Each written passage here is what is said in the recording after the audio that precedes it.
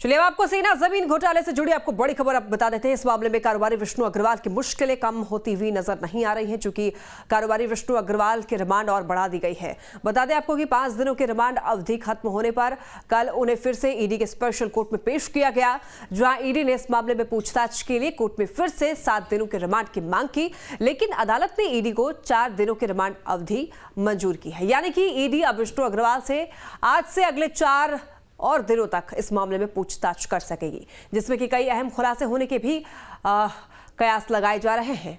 अब तक खुलासे हुए हैं। विष्णु अग्रवाल की 4 और दिन की रिमांड बढ़ गई है। ईडी विष्णु अग्रवाल से पूछताछ कर सकती है। हालांकि सूत्रों के हवाले से खबर सामने आ रही है कि विष्णु अग्रवाल सहयोग नहीं कर रहे हैं, कोऑपरेट नहीं कर रहे हैं पूछताछ में, सवालों की ठीक तरीके से जवाब नहीं दे रहे हैं। इसलिए ईडी ने रिमांड की अवधि और बढ़ाई है। हालांकि 7 दिनों की रिमांड बढ़ाने की मांग की गई थी, लेकिन 4 दिनों की रिमांड बढ़ाई गई है।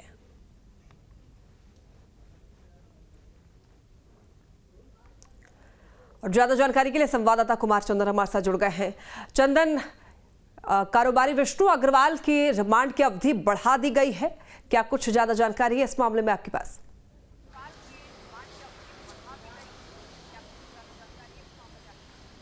देखिए, कल ही विष्णु अग्रवाल के रिमांड की अवधि पूरी हुई थी और एक बार फिर से ईडी की विशेष कोर्ट में पेश किया गया था, जहां ईडी की तरफ से ईडी के अधिवक्ता ने 7 दिनों की रिमांड मांगी थी, लेकिन ईडी की तरफ से 4 दिनों का रिमांड बढ़ाया गया है। अब एक बार फिर से विष्णु अग्रवाल 11 तारीख तक के लिए ईडी के रिमांड पर रहेंगे और इस दौरान ईडी रिमांड पे पूछताछ करेगी, क्योंकि ईडी की तरफ से जो सोर्सेज से जानकारी मिली थी, कई ऐसे मामले रहे हैं पूछताछ के दौरान जब ईडी कुछ सवाल उनसे पूछती रही है तो वो अस्वस्थता की बात करते रहे हैं, विष्णु अग्रवाल तबीयत गड़बड़ होने की बात करते रहे हैं।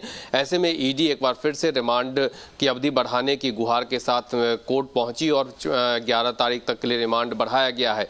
इधर मैं आपको बताऊं कि जो विष्णु अग्रवाल का न्यूक्लियस मॉल से जुड़ा एक मामला था, उस मामले में हाई कोर्ट ने भी डिटेल्स मांग दी है, ईडी से डिटेल मांगी है। जो जांच ईडी कर रही थी न्यूक्लियस मॉल से जुड़े मामले में, ये जानकारी निकलकर सामने आई थी कि कुछ सरकारी जमीन पर भी मॉल का निर्माण कार्य हुआ है, तो ऐसे में उससे जुड़ी जानकारी हाईकोर्ट ने भी मांगी है, ईडी से मांगी है पूरे कागजात के साथ। और दूसरी तरफ अगर हम बात करें तो जब विष्णु अग्रवाल से और आगे पूछताछ होगी, ईडी की गिरफ्त में जो पूछताछ हो रही है उसमें तो कई और जमीन के खुलासे हो सकते हैं। जो जानकारी सोर्सेज से निकल कर आ रही है उसके मुताबिक विष्णु अग्रवाल रांची आसपास के इलाके में बड़े पैमाने पर जमीन की खरीद के काम में जुड़े हुए थे और उसमें कई ऐसे चेहरे थे जो अंदर खाने ब्लैक को वाइट करने में जुड़े हुए थे। और विष्णु अग्रवाल की हाल के दिनों में अगर बात करें तो रांची और आसपास झारखंड में सबसे बड़े लॉन्ड्री के तौर पे पहचान हो रही थी जो ब्लैक को वाइट करते थे।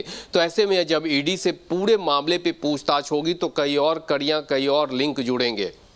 लेकिन चंदन, वही आपसे ये भी जानना चाहूंगी कि 5 दिनों के पिछले रिमांड पर क्या विष्णु अग्रवाल पूरी तरीके से सहयोग कर रहे थे, ईडी की सवालों की ठीक तरीके से जवाब दे रहे थे?